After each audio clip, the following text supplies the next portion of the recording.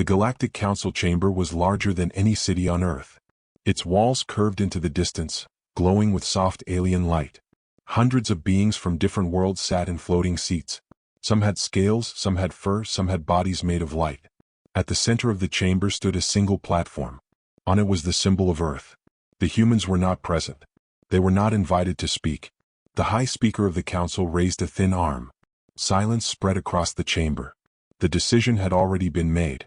Earth was declared unstable. Humanity was labeled aggressive, emotional, and dangerous. Their fast growth frightened older species. Their technology improved too quickly. Their wars with themselves were used as proof that they could never be trusted. With cold voices, the Council voted. Earth was rejected. All human access to shared trade routes was cancelled. Human colonies near Council space were ordered to evacuate. Any human fleet crossing Council borders would be treated as hostile. The decision echoed across the galaxy. On Earth, the message arrived without warning. Screens across cities turned dark, then filled with alien symbols translated into human language. People stopped in streets. Factories went silent. Children stared at the sky. The world listened. There was no screaming, no panic. Instead, there was a heavy silence. In a secure command center beneath the surface of the planet, leaders from every nation gathered. Large screens showed the Council's decree again and again. Admiral Kang Daejin stood at the front of the room. His uniform was plain. His face was calm, but his eyes were hard. Park Sunmi stood beside him, reading the final lines of the message. Her hands tightened slightly, but her voice remained steady. "They have cast us out," she said. No appeal. No discussion. No one argued. For centuries, humans had looked to the stars with hope. They had dreamed of unity, of learning from older civilizations. They had believed that joining the galaxy would end war forever. Now they understood the truth. Humanity was never meant to be equal. A general from the Eastern Alliance asked the question everyone feared. "What happens to our colonies?" Park Sunmi answered. "The Council has given us one standard cycle to leave. After that, our people become targets." A quiet anger filled the room. Admiral Kang stepped forward. "Then we bring them home." Some leaders expected him to speak of protest or surrender. He did neither. "We will evacuate every colony," Kang continued. "Every citizen. Every child. And we will do it without asking permission." A leader from the Southern Federation leaned forward. "And if the Council stops us?" Kang did not raise his voice. "Then they will learn something about humans they chose to forget." Across Earth, orders moved faster than news. Shipyards hidden in asteroid belts powered up. Old defense platforms were reactivated. Supply lines were rerouted. Civilian transports were prepared for mass movement. Engineer Lee Hwan-suk stood inside a lunar shipyard, staring at a half-built warship. It was larger than anything humanity had revealed to the galaxy. Its hull was dark, layered, and scarred by testing. He ran a hand along the metal. "We were hoping we would never finish you," he whispered. Pilots were recalled from distant patrols. Among them was Choi Era flying back toward Earth at maximum speed. Her cockpit filled with messages from command, each one more serious than the last. She felt fear, but it was sharp and clear, not paralyzing. They had chosen to push humanity away. Now humanity would stand alone. As evacuation fleets moved out, Council observers watched from afar. They laughed quietly. Humans were leaving just as ordered. No resistance. No rebellion. They did not see the deeper movement. They did not see the war fleets forming beyond sensor range. They did not hear the quiet oaths spoken in command rooms and ship corridors. Humanity was not preparing to beg. They were preparing to endure. And if needed, to strike back. Earth did not mourn for long. Grief existed, but it did not control the world. The rejection by the Galactic Council had removed illusion, not hope. Across continents, governments dissolved old borders. Flags still flew, but command became one. Orders came from a single unified council formed in less than a week. Humanity had argued for centuries. Now there was nothing left to argue about. They were alone. Beneath Earth's surface, deep vaults opened for the first time. Ships that were only rumors powered on. Factories that had slept for decades roared back to life. The sound of construction echoed through space. Admiral Kang Daejin stood on the bridge of the command carrier HSS Dawnfire. It was not the largest ship ever built, but it was the heart of the fleet.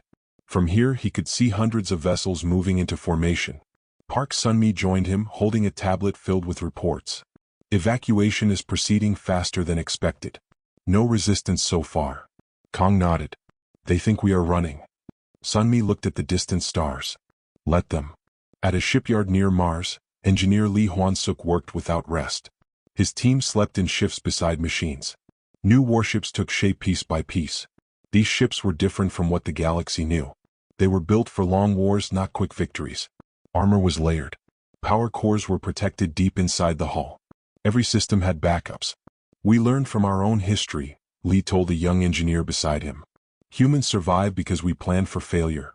The engineer nodded and returned to work. Training centers filled with pilots, soldiers, and operators. Choi-era flew simulation after simulation, fighting enemies that outnumbered her 10-1. She lost again and again. Each time the system adjusted. She did not complain. She adapted. Across Earth, civilians prepared as well. Underground shelters were expanded. Space stations were reinforced. Children were taught emergency drills as calmly as school lessons. There was fear but also pride. News networks showed images of evacuation fleets bringing colonists home. Families reunited. Tears were shed but no one questioned the cost. The galaxy watched silently. Council members received reports of human ship movements, but the data was incomplete. Human fleets stayed just inside their borders, never crossing the line. They obey the decree, one counselor said with satisfaction. Another remained silent, uneasy.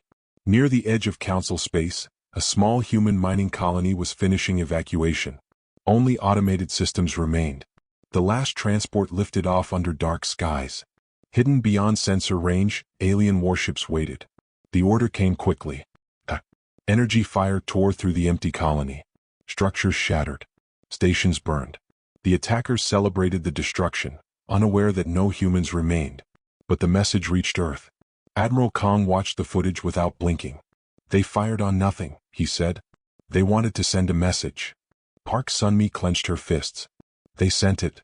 The Unified Council met again. There was no debate this time. Authorization codes were released. Across space, human warships powered weapons for the first time. Fleet commanders received sealed orders. They opened them together. Defensive response. Limited engagement. Protect civilians. No pursuit beyond mission scope. Choi-era sat in her cockpit as her squadron formed up. Her hands were steady on the controls. This is it, her wingmate said over comms. Era answered softly. This is the beginning. The human fleet moved. Not in anger. Not in chaos. But in perfect, silent coordination. Far away, the Galactic Council continued its session, unaware that humanity had crossed an invisible line. The line between exile and war. The human fleet did not rush forward. It moved with care like a storm held back by discipline. Every ship followed its assigned path. Every commander knew the limits of the mission. Admiral Kang Dae-jin watched the tactical display from the bridge of the Dawnfire. Blue markers showed human ships. Red markers showed the alien fleet that had attacked the empty colony. The enemy ships were still nearby, confident and careless. They think we will shout, Kang said quietly. They think we will threaten. Park Sun-mi stood beside him. We will do neither. The order passed through the fleet. Engage. Human warships appeared from behind moons and asteroid shadows. Engines flared, then dimmed as stealth systems activated. To alien sensors, space remained empty until it was too late. Choi-era's fighter launched from its carrier with a smooth push. Stars stretched as she accelerated. Her squadron formed a tight pattern around her. Targets locked, her system reported. She did not feel excitement. She felt focus. The first human strike disabled enemy sensors, not weapons. Energy pulses cut through alien ships with sharp precision. Communication arrays went dark. Formation broke. Alien commanders panicked. They fired wildly into empty space. Then the human fleet opened fire. Human weapons were not louder or brighter than alien ones. They were simply more accurate. Shots struck engines, power cores, and control centers. Ships drifted, damaged but not destroyed. On the Dawnfire, Kang watched as red markers slowed. Hold fire on escape pods, he ordered. Some officers hesitated. Kang did not explain. He did not need to. The battle ended quickly. When it was over, half the alien fleet was disabled. The rest fled, leaving their wounded behind. Human ships did not pursue. Rescue teams moved in. Park Sun-mi received the first reports. We are pulling survivors from damaged vessels. Kang nodded. Treat them. Sun-mi looked at him. The council will not understand this. They don't have to, Kang replied. History will. Captured alien officers were shocked. They had expected execution or imprisonment. Instead, they were given medical care and food. One of them asked a human guard, "Why spare you us?" The guard answered simply, "Because we are not you." News of the battle spread fast. Across the galaxy, trading stations buzzed with rumors. Human fleets had defeated a council force and withdrawn without claiming territory. No worlds were burned. No cities destroyed. The Galactic Council reacted with confusion. How did they do this? One counselor demanded. They were not supposed to be ready, another said. A quieter voice spoke from the shadows. We misjudged them. But the council did not apologize. Instead, they sent warnings. Messages reached Earth, accusing humanity of aggression and demanding punishment. Sanctions were declared. Bounties were placed on human ships operating near council space. On Earth, the messages were met with silence. Human fleets returned to defensive positions. Repairs began immediately. Engineer Lee Hwan-suk moved from ship to ship, inspecting damage. These ships held, he said with quiet pride. They held exactly as planned. Civilian morale rose. People watched footage of human pilots rescuing alien survivors. Commentators spoke of restraint, of control. Choi Era returned to base and removed her helmet. Her hands shook only after she was alone. She had fired weapons. She had seen ships break apart. But she had also seen lives saved. She knew which mattered more. The Unified Council met again. This time the question was not whether to fight. It was how long the galaxy would push them. Admiral Kang addressed them through a secure link. We will not expand this war, he said. But we will not retreat either. A leader asked, what if the Council sends more fleets? Kang's answer was calm. Then we will stop them too. Far from Earth, in Council space, fleets began to gather. Older species argued. Younger ones feared. And somewhere between the stars, the galaxy began to understand that humanity was not a temporary problem. They were a permanent force. The war had truly begun. The galaxy did not pause after the first human strike. Instead, fear turned into anger. Many members of the Galactic Council felt insulted. A species they had rejected had dared to fight back, and had won. Emergency sessions were called. Voices rose. Accusations filled the chamber. They attacked a council force, one ruler shouted. They were provoked, another replied. The debate ended the same way it always did. Force was chosen. Orders spread across council space. Fleets from multiple species were gathered under a single command. Their goal was not conquest. It was punishment. They would strike human positions and remind Earth of its place. Scouts reported the movement. On the Dawnfire, Admiral Kang studied the incoming data. Red markers multiplied across the tactical display. They are coming in numbers, Park Sunmi said. More than before. Kang remained still. Then we will show them we prepared for this. Human fleets shifted position. Defensive lines formed around key systems. Civilian traffic was rerouted far from expected battle zones. Every movement was deliberate. Choi Era sat in her fighter waiting. This time the enemy would not be careless. She knew the odds were worse. She breathed slowly and focused. At the edge of human space, the Council fleet arrived. Hundreds of warships filled the void. Their commanders expected resistance but not order. Human ships did not rush forward. They waited. When the first alien volley fired, human defenses activated instantly. Shields flared. Missiles vanished into counterfire. Space filled with light. Then the human fleet moved. Instead of meeting the enemy head-on, human ships split into smaller groups. They attacked from multiple angles, striking supply ships and command vessels first. Confusion spread through the Council fleet. Choi Era's squadron flew low across the battlefield, weaving through debris. She targeted enemy fighters threatening a damaged human cruiser. Her shots were clean and controlled. Target neutralized, she reported. On the cruiser, survivors watched in disbelief as human fighters protected them. Engineer Lee Hwan-suk monitored ship status reports. Damage was heavy but systems held. Backup power engaged exactly as designed. They're working, he muttered. They're all working. Hours passed. The Council fleet began to break. Some ships attempted retreat. Others fired wildly, hitting their own allies.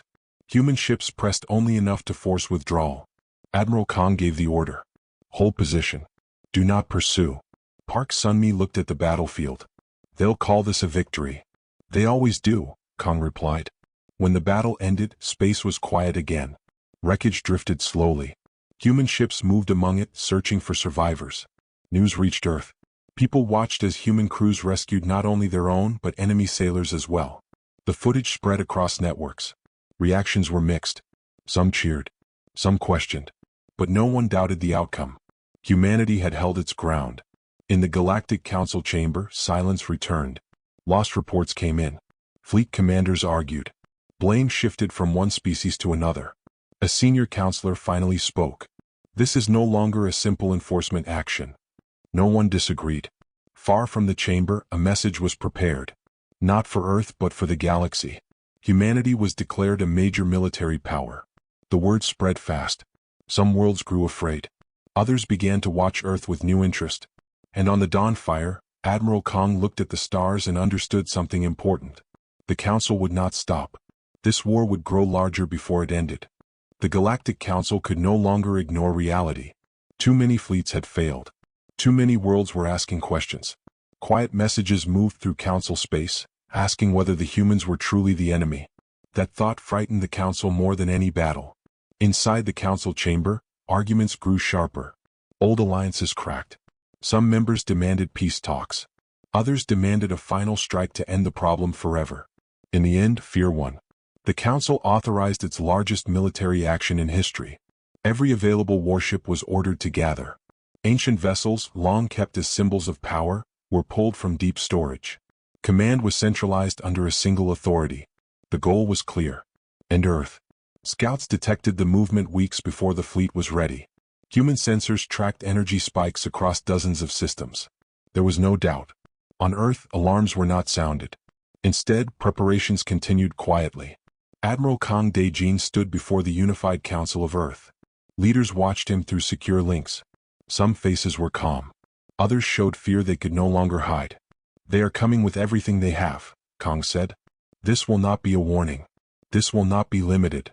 A leader asked the question no one wanted to ask. Can we win? Kang paused before answering. We can survive. And if we survive, we will win. Orders were issued. Civilian traffic was moved deep into protected space. Planetary defenses powered to full strength. Fleets were repositioned not to attack, but to absorb the first blow. Engineer Lee Hwan-suk oversaw final modifications to the fleet. Emergency systems were reinforced. Power limits were raised beyond safe margins. These ships were built to endure, he said.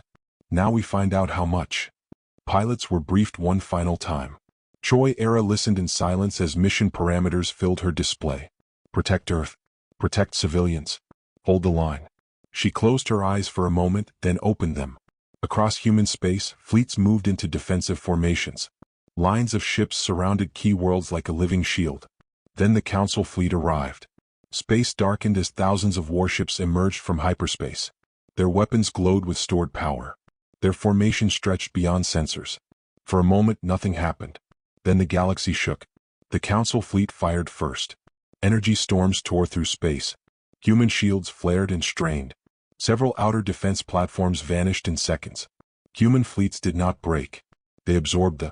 Admiral Kong watched casualty reports scroll across his display. Ships lost. Crews gone. He did not look away. Hold, he said. Hold the line. Choi Era launched with her squadron into a battlefield larger than anything she had imagined. Enemy fighters swarmed like insects. She focused on her targets, moving by instinct and training. Her fighter took hits. Alarms screamed.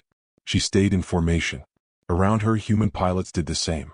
Engineer Lee worked from a command station, rerouting power, sealing breaches, keeping ships alive seconds longer than expected. Those seconds saved lives. Hours passed. The Council fleet pushed harder, but something unexpected happened. Human ships did not retreat. They rotated. Damaged vessels fell back while fresh ones moved forward. No gap opened. No weakness appeared. The Council commanders grew desperate. They ordered full assault, abandoning coordination for raw force. That was their mistake. Admiral Kong gave the signal. Human fleets shifted from defense to counterstrike. Precision attacks targeted command ships and communication hubs. Council formations shattered as orders stopped flowing. The massive fleet began to lose cohesion. Still, the cost to humanity was terrible. Earth's skies filled with falling debris. Some wreckage burned through the atmosphere like meteors. On the ground, people watched in silence. They did not run. They trusted the fleet above them. As the battle reached its peak, the Council flagship was disabled. Its power core went dark. The signal echoed across enemy channels. Panic spread. Retreat orders conflicted. Fleets collided. Some ships fled. Others surrendered. Admiral Kong did not order pursuit. "Cease fire," he said. "Let them go." Park Sun-mi looked at him. "After everything?" "Yes," Kong answered. "Because this is how it ends." The greatest fleet the galaxy had ever seen broke apart and fled. Earth still stood. Humanity had survived the Council's last choice. And the galaxy would never forget it. The battle left scars across space. Debris fields drifted where fleets had clashed. Silent wrecks spun slowly, their lights gone.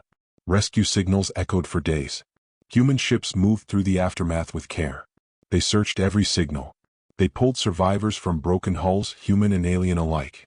Medical bays filled. Engineers worked until their hands shook. Earth looked up and waited. When the first reports reached the planet, there was no cheering. People listened quietly as names were read. Streets fell still. Lights dimmed in respect. Humanity had paid a heavy price. On the dawn fire, Admiral Kang Daejin sat alone for the first time since the war began.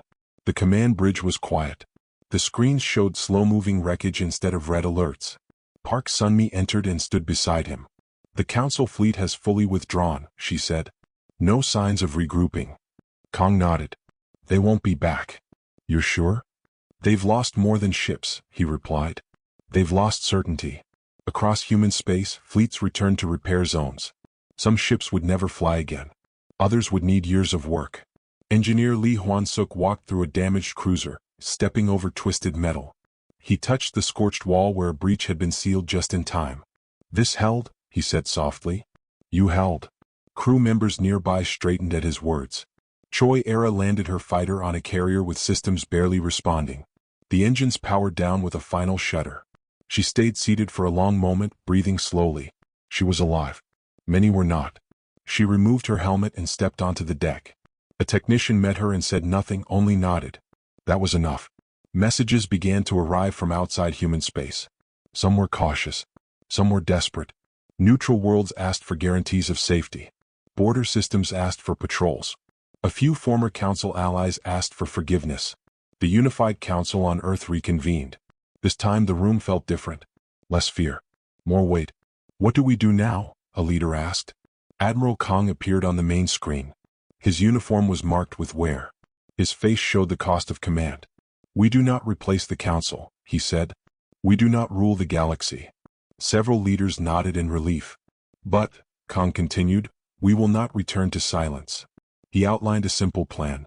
Human fleets would patrol key trade routes. They would respond to distress calls. They would protect neutral space from coercion. "No tribute," he said. "No forced loyalty." Park Sun-mi added, "We lead by example, not decree." The decision passed unanimously. Humanity would become a stabilizing force. Not conquerors. Not rulers. Guardians. In Council space, chaos followed the defeat. Accusations turned violent. Long-standing alliances collapsed. Several member worlds withdrew entirely. The Council chamber, once loud with authority, sat half empty. A message was drafted with care and fear. It was sent to Earth on open channels. The Council requested talks. The galaxy watched to see how humanity would respond. Admiral Kang read the message in silence. Then he looked to Park Sun-mi. "We will meet them," he said. "On neutral ground." Preparations began for the summit. Choi Era was assigned escort duty. Her squadron would protect the delegation. As she reviewed the mission, she felt something new. Not fear. Responsibility. The meeting took place in a system far from Earth and Council space. A massive station orbited a quiet star. Human ships arrived first and took defensive positions. When Council representatives arrived, they came with fewer guards than before. Inside the station, the atmosphere was tense. Admiral Kang entered the chamber with Park Sun-mi at his side. Across the table sat beings who had once condemned Earth without a voice. One of them spoke first. "The galaxy is unstable," the counselor said. "We need order." Kang answered calmly. "Order built on fear does not last." Another counselor shifted. "What do you want?" Kang did not hesitate. "Reform. Transparency. Protection for smaller worlds. And an end to punishment without defense." The council members exchanged looks. And if we refuse? One asked. Kang's voice remained even. Then we will continue doing what we are already doing. The meaning was clear. The talks lasted for days. Arguments rose and fell. Some demands were rejected. Others reshaped. In the end, the council agreed to dissolve its military authority. A new assembly would be formed. Earth would have a seat, not above others, beside them. When the agreement was signed, there were no celebrations, only relief. As the human delegation departed, Choi Era watched the station fade behind her. She thought of the battles, the losses, the lives saved. The war had changed everything, but it had not changed who humans were. On Earth, people looked to the stars again. Not with dreams of approval, but with quiet confidence. Humanity had been rejected. Humanity had answered. And now, the galaxy was learning to live with that answer. The galaxy did not change overnight. Fear does not vanish quickly and trust takes longer still. But something fundamental had shifted.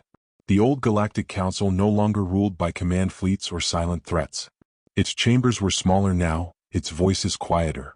Many of the most powerful seats were empty. Earth's seat was not. Human representatives arrived without ceremony. No displays of power. No warships parked outside the chamber beyond basic security. They came as equals, not conquerors. Other species watched carefully. Some expected anger. Some expected demands. They received neither. On Earth, the world slowly returned to a new kind of normal. Cities rebuilt damaged orbital stations. Memorials were raised, not to glorify war but to remember sacrifice. Children learned about the conflict in schools. Not as a story of domination but as a lesson in unity. Human fleets remained active, but their posture had changed. Patrols focused on safety. Distress calls were answered without asking who had sent them. Trade routes reopened. Trust followed step by step. Admiral Kang Daejin stepped down from frontline command. He did not retire from service, but he no longer stood on the bridge during patrols. His role became advisory. "You've earned rest," Park Sun-mi told him during a quiet moment. He shook his head gently. "No. I've earned responsibility." She smiled at that. Engineer Lee Hwan-suk returned to shipyards, but his work changed. New designs focused less on endurance in war and more on defense and rescue. "Strength doesn't only mean weapons," he told his team. "It means being ready when things go wrong." Choi Era continued to fly. She escorted convoys, guarded neutral systems, and trained new pilots. They looked at her with respect, but she corrected them when they called her a hero. "We all held the line," she said. In distant systems, smaller worlds began to speak openly. Without the Council's fleets looming overhead, they shared grievances long buried. Some asked Earth for guidance. Humans listened. They did not dictate solutions. They helped others find their own. There were moments of tension. Old Council loyalists tested boundaries. A few skirmishes flared and faded. Each time human fleets responded the same way. Firm. Measured. Fair. Slowly a pattern formed. When humans arrived, destruction did not follow. Stability did. The galaxy took notice. Years passed. Earth grew not outward in conquest but inward in confidence. Humanity no longer defined itself by acceptance or rejection. They knew who they were. At a new assembly gathering, a representative from a young spacefaring species addressed the chamber. Their voice trembled. "When we first left our system," they said, "we feared the galaxy. We feared being judged, controlled, erased." They looked toward Earth's delegation. "Then we watched what you did." Silence filled the room. "You were rejected," the representative continued. "You were attacked. And you did not become what feared you. You became what protected others." The words spread across the chamber. Admiral Kang listened from Earth, watching the broadcast. Park Sun-mi stood nearby. "That's what they'll remember," she said. "Yes," Kang replied. "Not the battles. The choice." That night on Earth, people gathered under open skies. Some watched stars through telescopes. Others simply looked up. The universe felt vast again. Not hostile. Not welcoming. Just open. Humanity had found its place. Not because it was granted, but because it was earned.